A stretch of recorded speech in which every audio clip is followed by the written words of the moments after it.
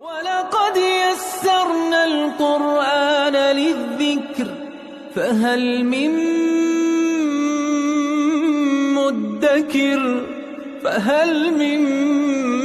مُّدَّكِرٍ اعوذ باللہ من الشیطان الرجیم بسم اللہ الرحمن الرحیم الحمد للہ رب العالمین وصلی اللہ علی سیدنا و نبینا ابی القاسم المصطفى محمد وعلى آلہ الطیبین الطاہرین المعصومین اما بعد اعوذ باللہ من الشیطان الرجیم بسم اللہ الرحمن الرحیم ربنا وابعث فیہم رسولا منہم یتلو علیہم آیاتک ویعلمہم الکتاب والحکمہ ویزکیہم انک انت العزیز الحکیم صدق اللہ العلی العظیم۔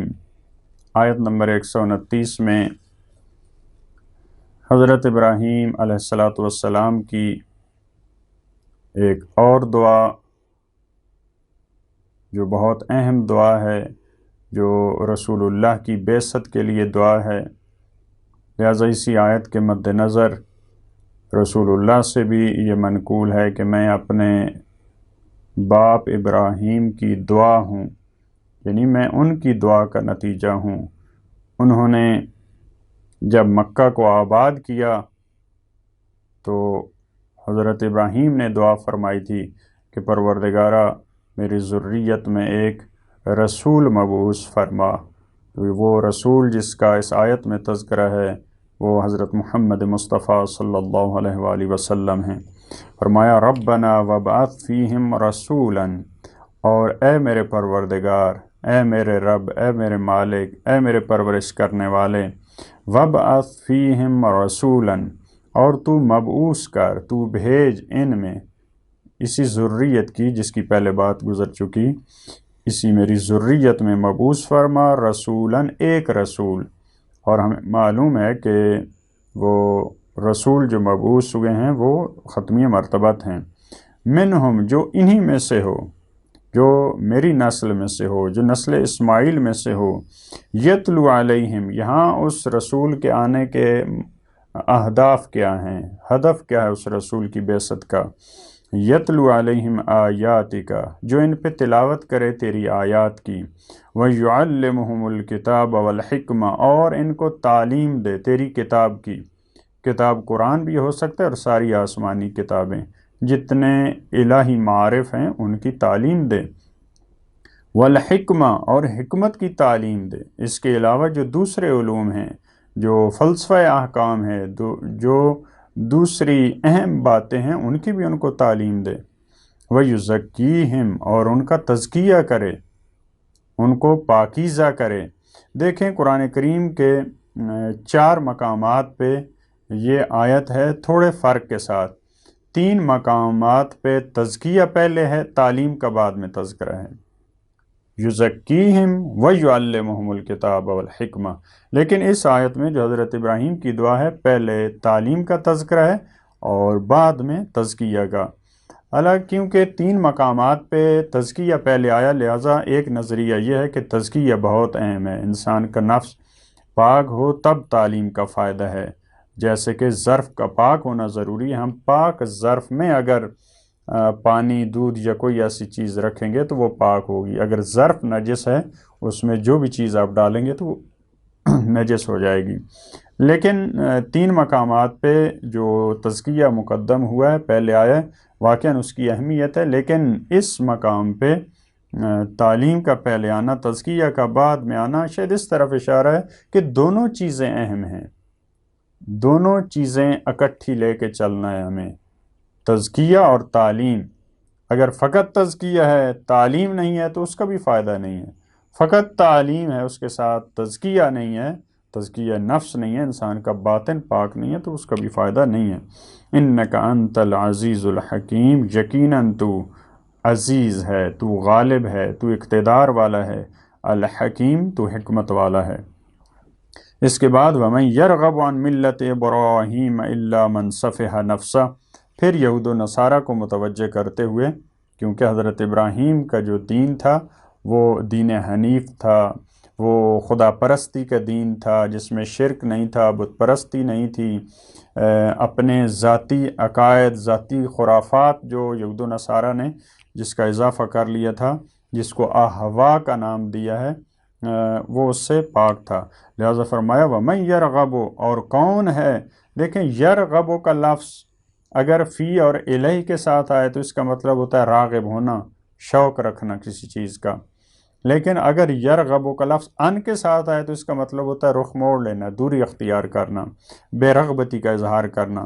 اور جو رخ موڑ لے گا اپنا ان ملت ابراہیم، ملت ابراہیم سے، حضرت ابراہیم کے مشرب سے، ان کے مسلک سے، ان کے دینی طریقہ سے جو رخ موڑ لے گا، الا من صفح نفسہ، ہاں وہی رخ موڑے گا ملت ابراہیم سے، الا من صفح نفسہ، جس کا جو حماقت نفس میں مبتلا ہوگا۔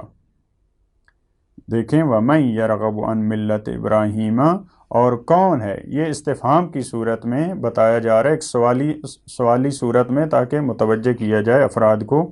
اور کون ہے جو ملت ابراہیم سے دوری اختیار کرے، ہاں وہی ہو سکتا ہے الا من صفح نفسہ، جو صفی ہے، جو حماقت نفس میں مبتلا ہے۔ صفی وہ ہوتا ہے جو اپنے فائدے اور نقصان کی شناخت جس کو حاصل نہ ہو۔ وَلَقَدِ اصْطَفَيْنَاهُ فِي الدُّنْيَا، اور بالتحقیق ہم نے اپنی بندگی کے لیے ان کو منتخب کر لیا۔ استفینا، استفا، مصطفیٰ، بندگی کے لیے کسی کو منتخب کر لینا، خاص کر لینا، اس کے لیے یہ لفظ استعمال ہوتا ہے۔ ہم نے دنیا میں بھی اس کو اپنی بندگی کے لیے مصطفیٰ بنا دیا، اس کو منتخب کر لیا۔ وَإِنَّهُ فِي الْآخِرَةِ لَمِنَ الصَّالِحِينَ، اور یقیناً وہ آخرت میں بھی صالحین میں سے ہے۔ دنیا میں صالحین میں سے نہیں ہے کیا؟ دنیا میں بھی صالحین میں سے حضرت ابراہیم، لیکن آخرت میں اس وجہ سے بیان کیا کیونکہ آخرت اہم ہے۔ جو آخرت میں صالح ہوگا وہ گویا کہ دنیا میں بھی صالح ہے، جو آخرت میں عبادت گزار ہے وہ گویا کہ دنیا میں بھی عبادت گزار ہے۔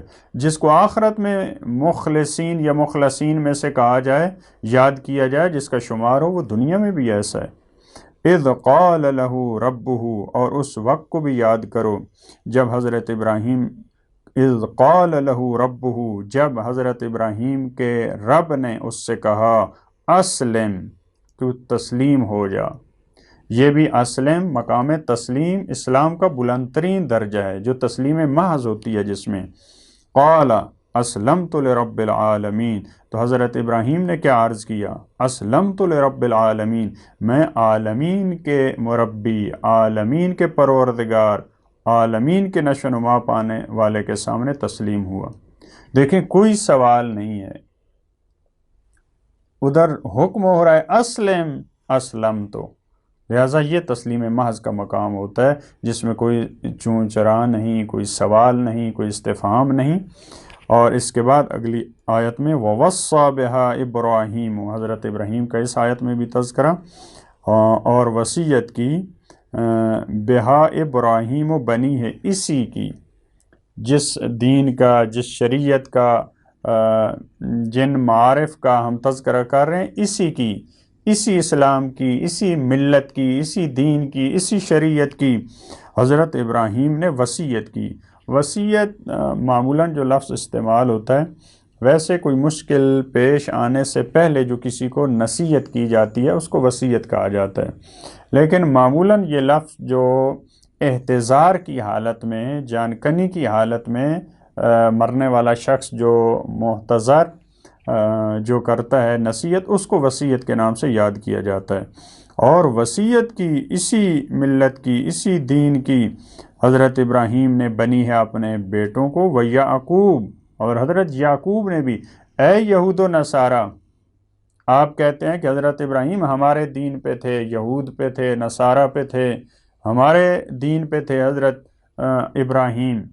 نہیں، حضرت ابراہیم اور اسی طرح تمہارے باپ، تمہارے بزرگ، تمہارے والد حضرت یعقوب نے، انہوں نے بھی اپنے بیٹوں کو اسی ملت ابراہیمی کی دعوت دی تھی۔ انہوں نے کیا کہا تھا؟ یا بنی، اے میرے بیٹو، ان اللہ اصطفیٰ لکم الدین، یقیناً اللہ نے دین کو تمہارے لیے منتخب کر دیا ہے۔